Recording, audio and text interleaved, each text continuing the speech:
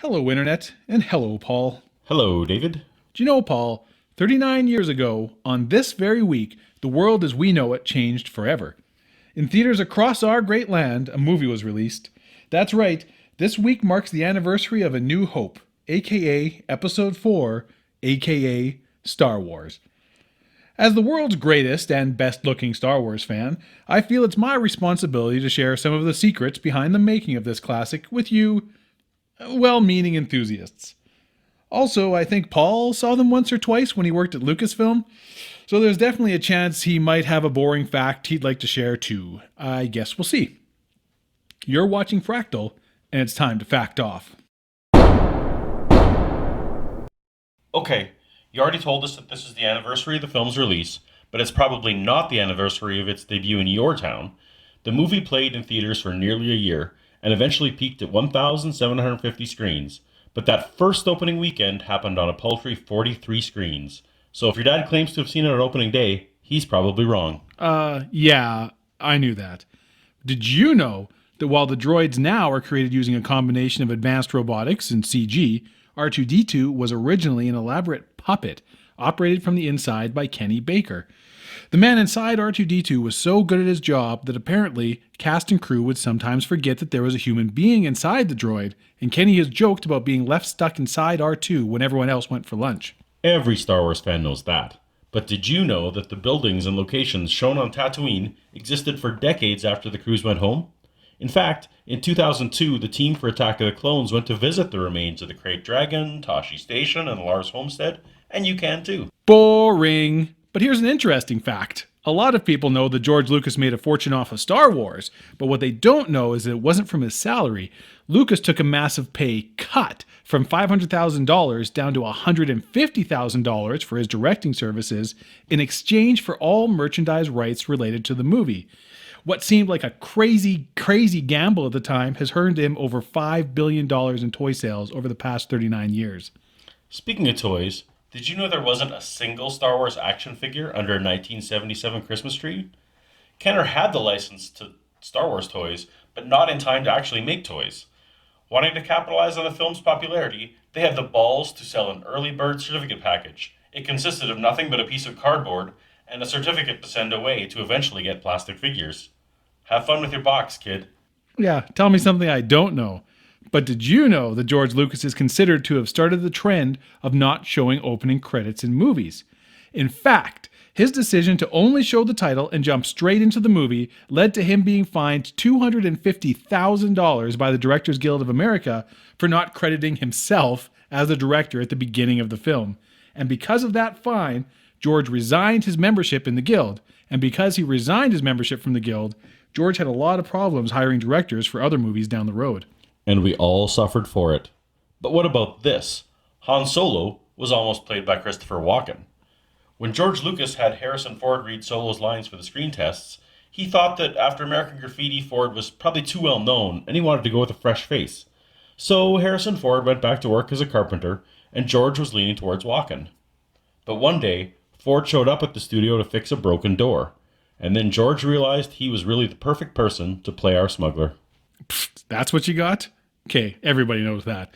But not many people know that Lucas wasn't able to sell studio executives on this crazy Star Wars idea on words alone.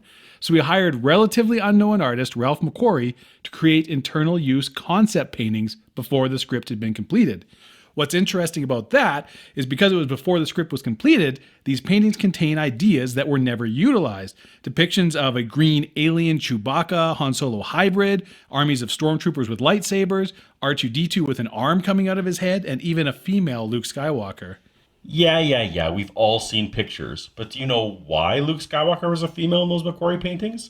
It's because in the original draft of the script, Luke Skywalker is actually a woman named Starkiller. If George hadn't split the character into twins, we probably could have had Rey back in 1977. Maybe, but I don't know if Daisy Ridley would have enjoyed the experience. Did you know that Carrie Fisher had to tape down her breasts with gaffer tape while wearing the iconic white dress she appeared in through most of the movie? According to Carrie, George insisted that she not wear a bra because, and this is a quote, "there is no underwear in space." If that's true, I have to assume that Hamill and Ford were freeballing across the galaxy far, far away. Look, I don't want to know what was going on under those costumes, and I definitely don't want to know what was going on under the costumes in that crazy cantina scene. As amazing as fans thought that looked, the director and his crew were not on the same page. George wanted every single alien to be new and unique and amazing on its own, but in the 1970s it was a pretty common shortcut for the crew to reuse costumes from older movies, which is why we now have a werewolf and a devil and someone wearing a Planet of the Apes spacesuit. There's a werewolf in the cantina scene. That's you. That's what you sound like. But here's an interesting fact about the cantina scene. I bet you didn't know that if Han was a gentleman, he would have let Greedo shoot first because he is actually a she. In that famous and controversial scene, the person behind the green mask is Canadian actress Maria de Aragon, which probably explains some of the behind-the-scenes photos of Greedo in killer heels. I know you're fascinated with the high heels, Dave, but you know who never needed them? The man who played Chewbacca. The search for an actor to play Chewie started with a photo of Peter Mayhew in a newspaper article about men with big feet, and ended up with an audition where he did nothing but stand up. Now, even though he lost out on the Wookiee job, persistent strongman David Prowse convinced casting agents that his size would be an asset for Darth Vader. Well, speaking of David Prowse, every fan knows that he was the man in the Darth Vader suit. But did you know that he believed his voice was going to be used in the movie? Since all of his lines were muffled by the mask, he knew that the audio from the set was no good.